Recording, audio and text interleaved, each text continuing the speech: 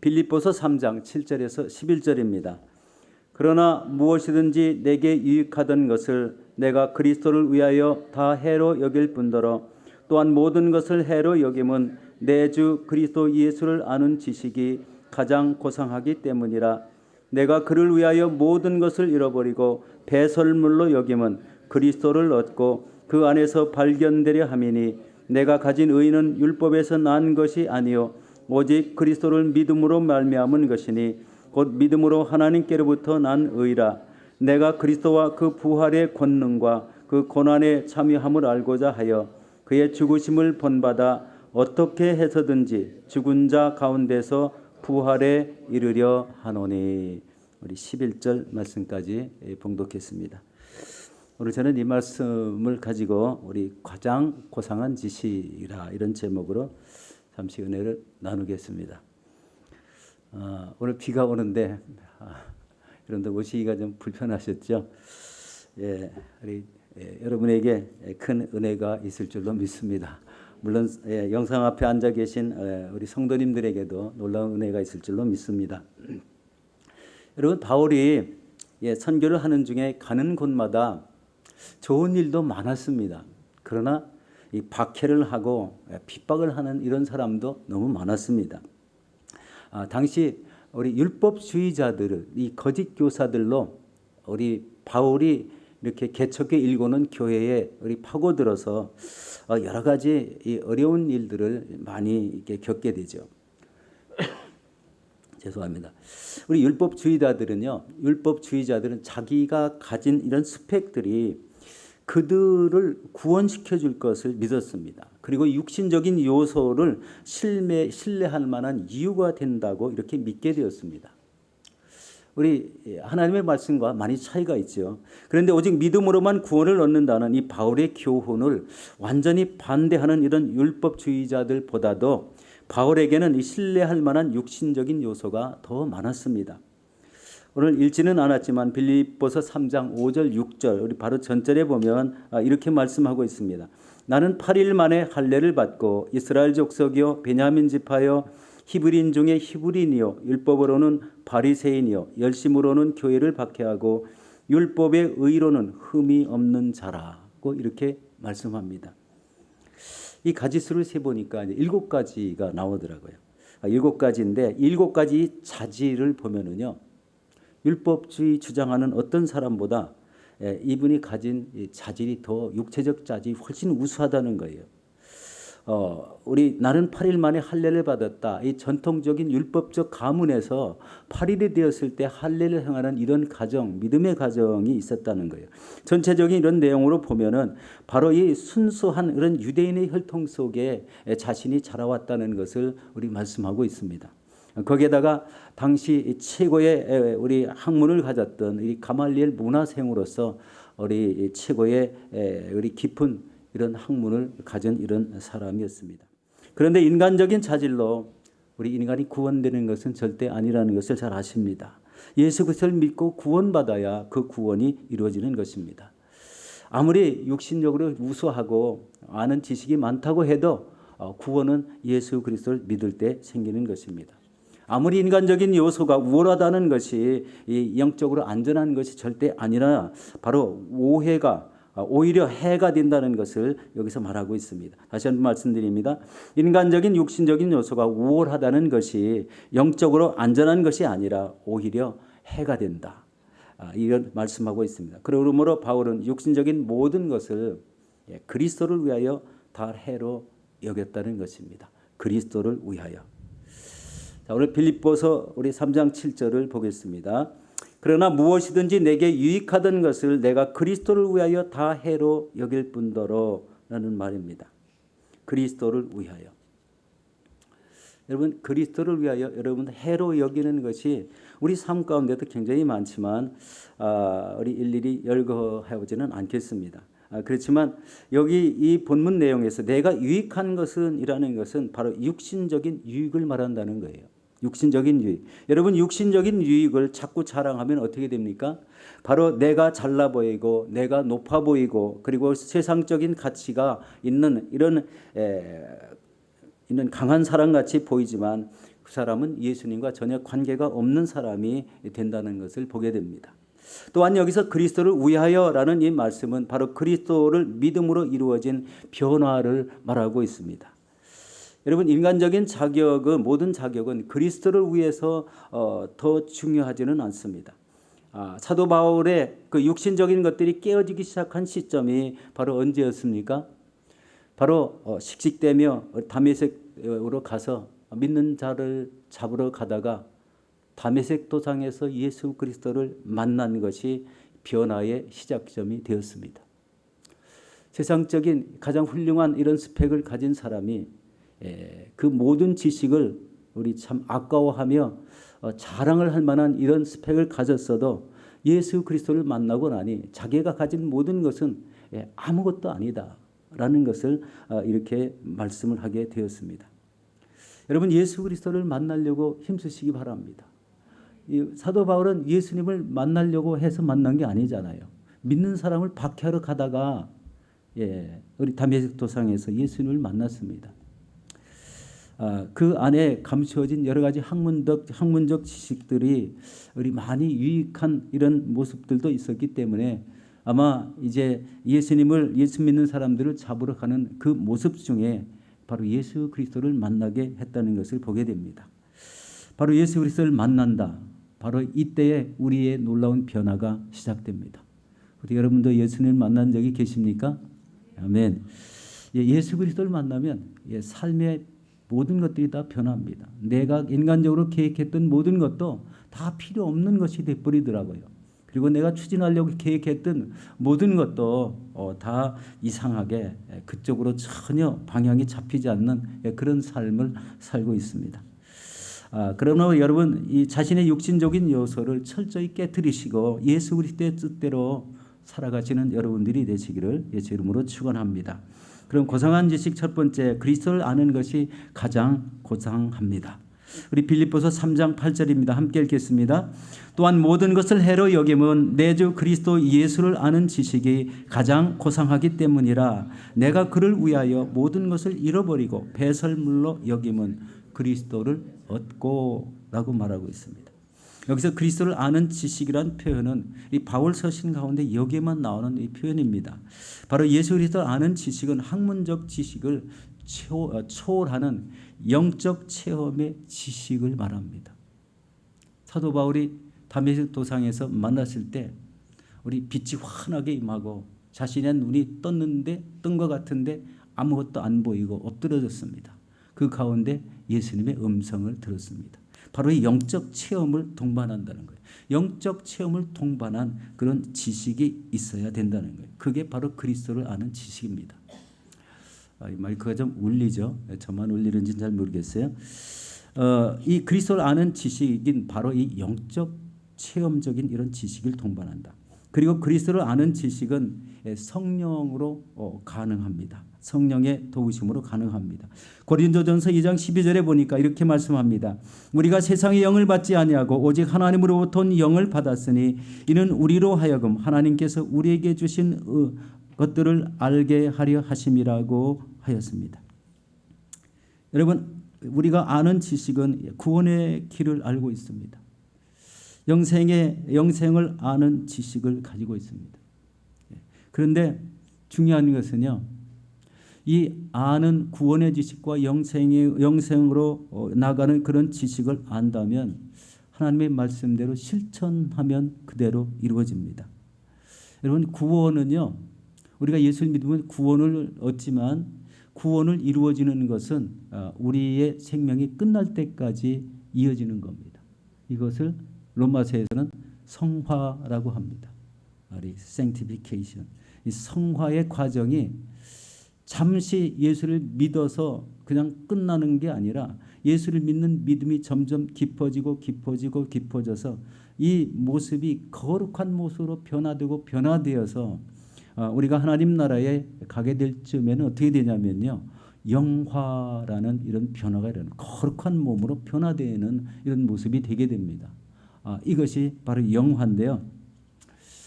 어떻게 생각이 되냐면요, 우리가 이렇게 방 안에 살다가 이 하나님 나라 영화의 몸으로 변화되는 것은요, 방의 문을 열고 들어가면 바로 그곳이 영화의 장소, 천국이라는 이런 생각을 들었을 때가 있었습니다. 한참 성경 강의할 때 바로 이런 생각을 많이 들었어요. 천국은요, 그냥 문 하나 열면 들어가는 이런 장소다. 그런데 그것은 바로 이 성화라는 과정이 충만하게 깊어졌을 때 바로 영화의 과정이 일어나게 되는 것입니다.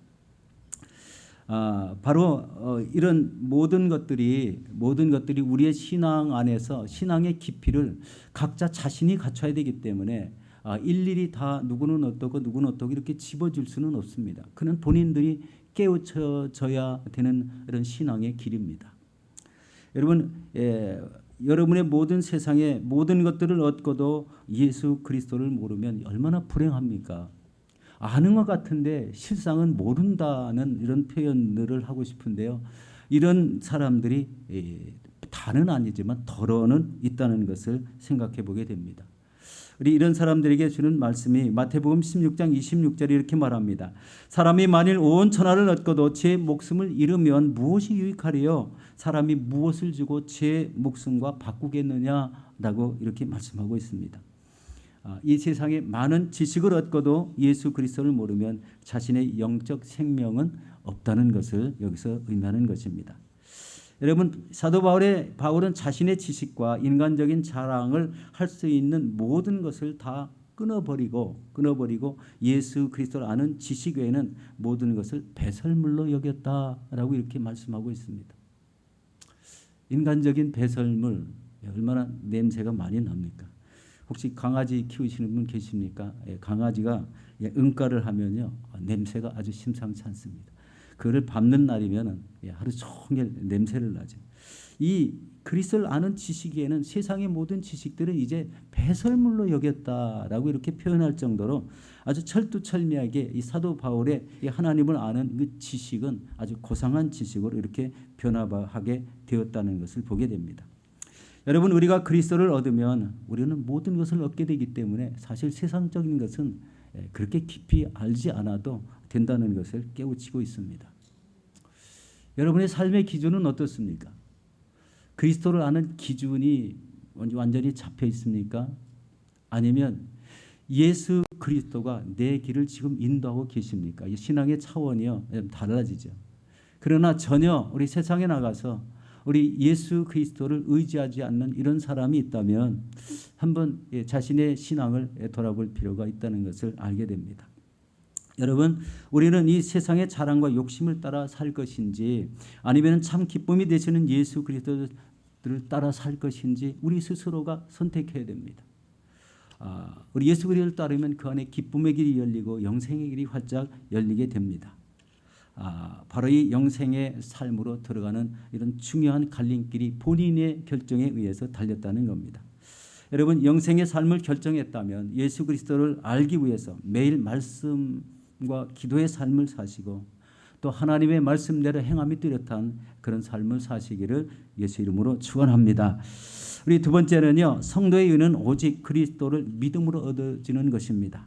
우리 원초적인 이야기 같지만 한번 살펴보도록 하겠습니다. 빌립보서 3장 9절입니다. 그 안에서 발견되려 함이니 내가 가진 의는 율법에서 난 것이 아니요 오직 그리스도를 믿음으로 말미암은 것이니 곧 믿음으로 하나님께로부터 난 의라. 의를 얘기하고 있습니다. 여기서 그 안에 발견된다는 것은 예수 그리스도와 함께 영적인 교제를 통해서 연합된 것을 의미합니다. 바울은 자신이 죽거나 주님이 재림하실 때에 자신이 그리스도에서 발견되기를 사모했습니다. 여기서 그리스도 안에서 발견되기를 사모했다는 것은 바로 그리스도 안에서 발견되지 않은 사람이 있다는 거예요.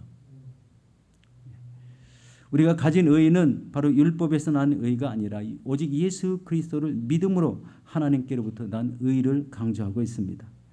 예수님께서 십자가에서 죽으심으로 하나님께서는 우리의 죄와 허물을 예수님의 완전한 의로 바꾸셨다는 것입니다.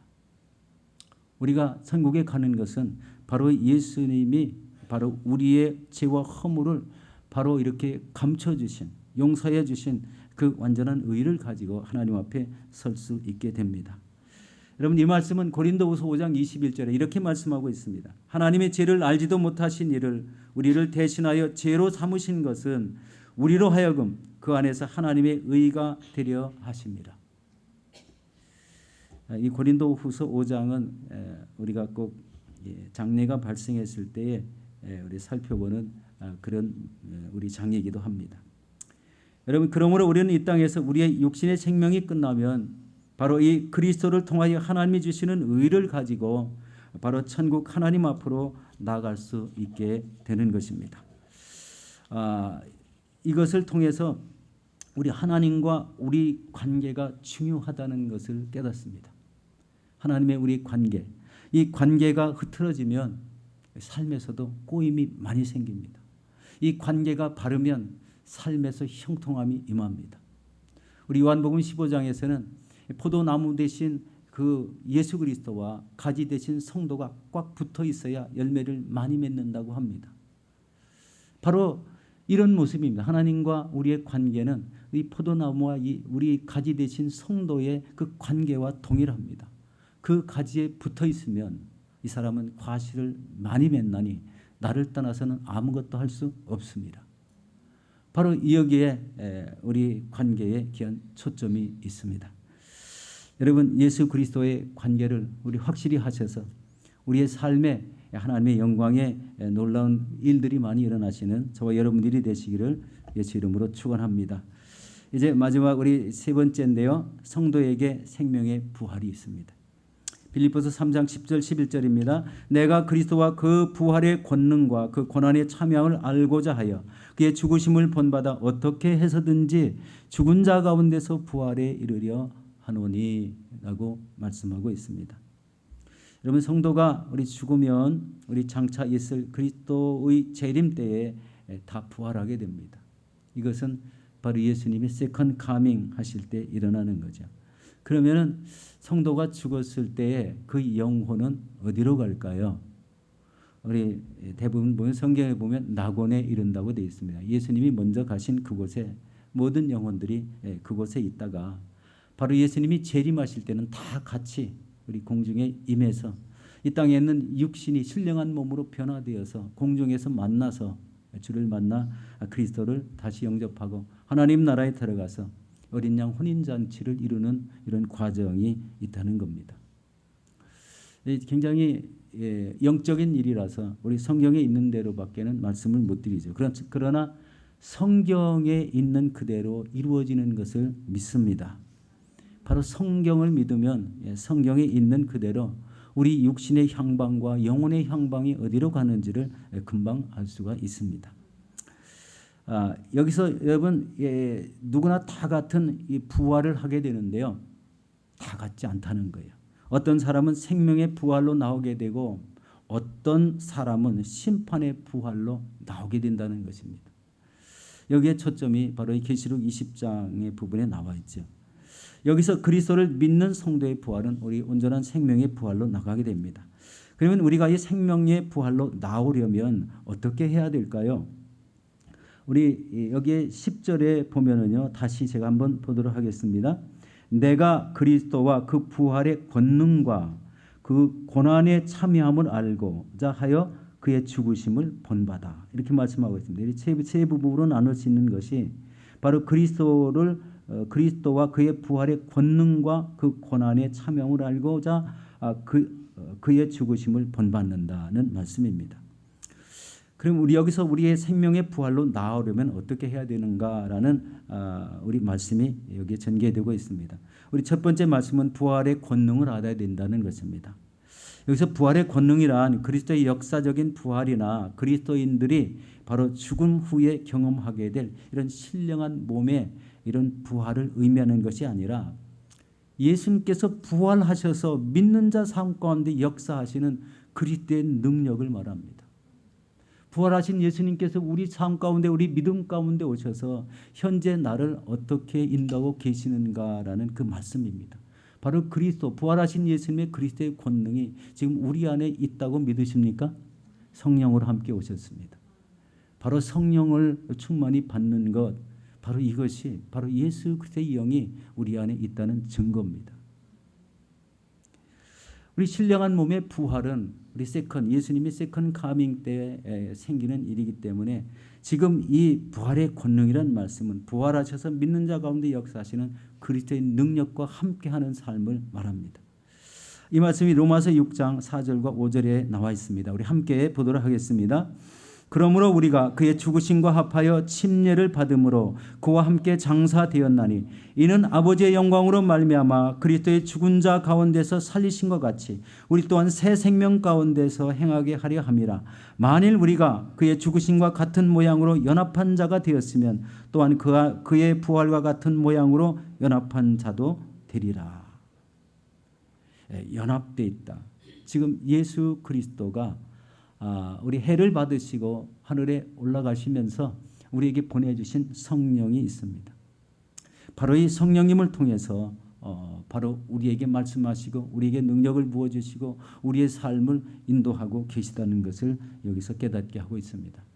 그러므로 성령 침례를 받은 성도는 바로 영적으로 그리스도의 죽음과 부활에 참여하는 성도가 되었다는 것입니다.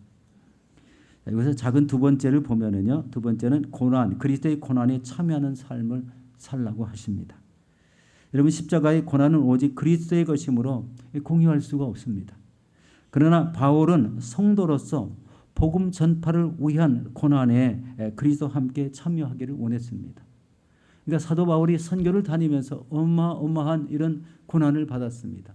이 고난 때에 바로 이 사도 바울 곁에 예수님도 함께 고난을 받았다는 내용입니다.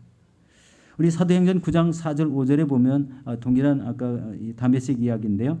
땅에 엎드러져 들음에 소리가 있어 이르되 사울아 사울아 내가 어찌하여 나를 박해하느냐 하거늘 대답하되 주여 네 신이니까 이르되 나는 내가 박해하는 예수라 라고 이렇게 말합니다.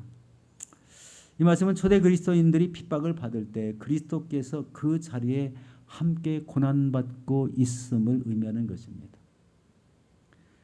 사도 바울도 선교를 하다가 수고를 넘치도록 했다고 합니다. 그리고 우리 옥에 많이 갇히기도 하고 매도 수없이 많고 여러 번 죽을 뻔하고 그리고 헐벗고 굶주렸노라라고 이렇게 말씀합니다. 그러면 이때에 바로 예수님도 동일하게 매도 수없이 많고 옥에 갇히기도 하고 여러 번 죽을 뻔한 이런 고난을 함께 겪었다는 겁니다. 루스드라에서는 돌에 맞아 죽은 사람같이 되어서 성 밖으로 집어 던져지는 이런 사건도 있었습니다. 자, 엄청났죠. 유대인에게 우리 한 대 39대 그 태장을 5번이나 맞았다고 하고 여러 가지 위험들을 우리 고린도후서 11장에 열거하고 있습니다. 이때마다 우리 사도 바울과 함께하신 성령과 함께하신 예수 그리스도께서 그 수많은 고난을 함께 겪으셨다는 거예요. 그러면 여러분의 삶에서 일어나는 고난과 고통은 외면하실까요? 아닙니다. 여러분 안에 성령이 계시다면 여러분이 하고 있는 모든 삶 가운데 일어나는 고난과 고통 중에도 예수님이 함께 하십니다.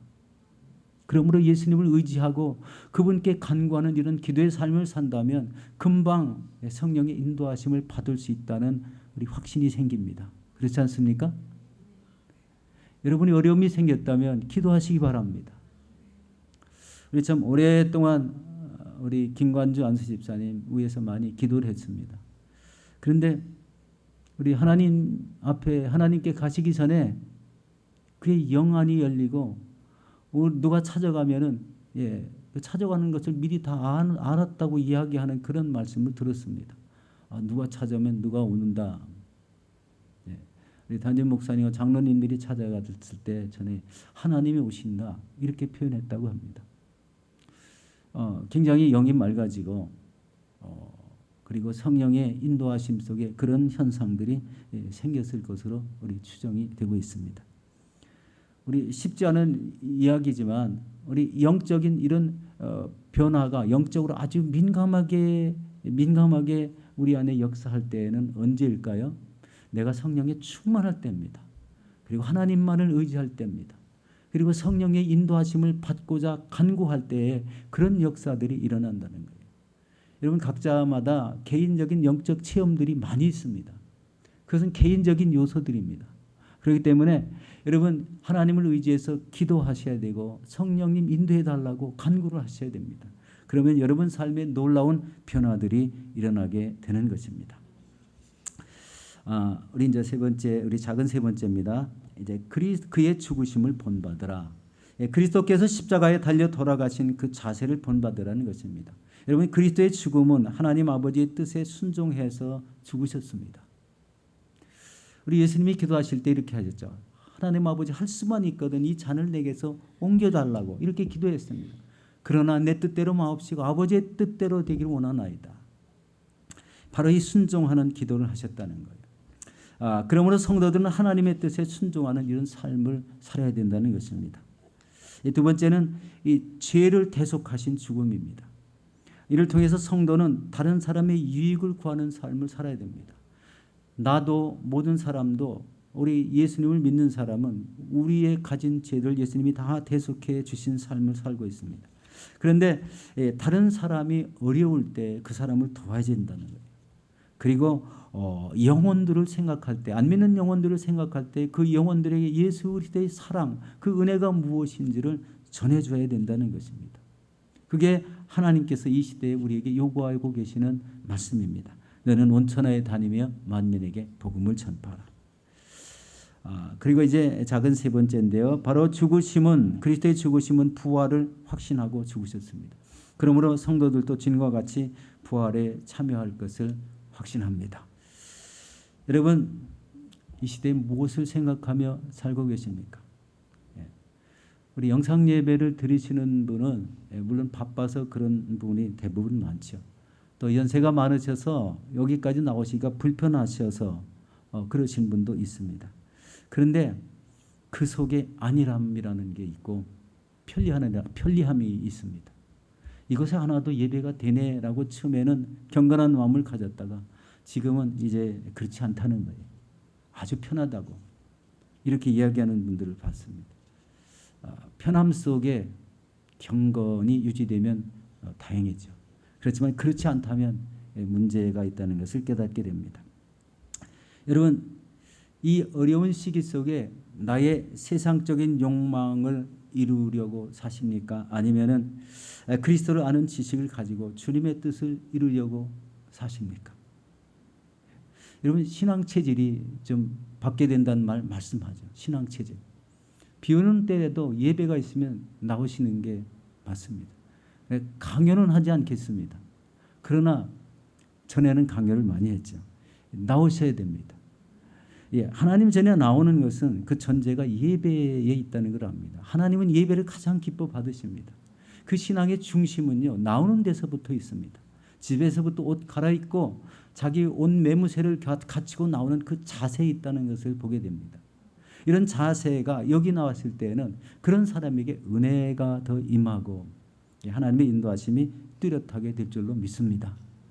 여러분, 그러므로 우리 예수 그리스도를 적극적으로 사랑하시고 이 시대에 나에게 주신 사명이 무엇인지를 깨달으시고 우리 함께 실천하며 주님의 뜻을 아름답게 이루어나가시는 저와 여러분들이 되시기를 예수 이름으로 축원합니다.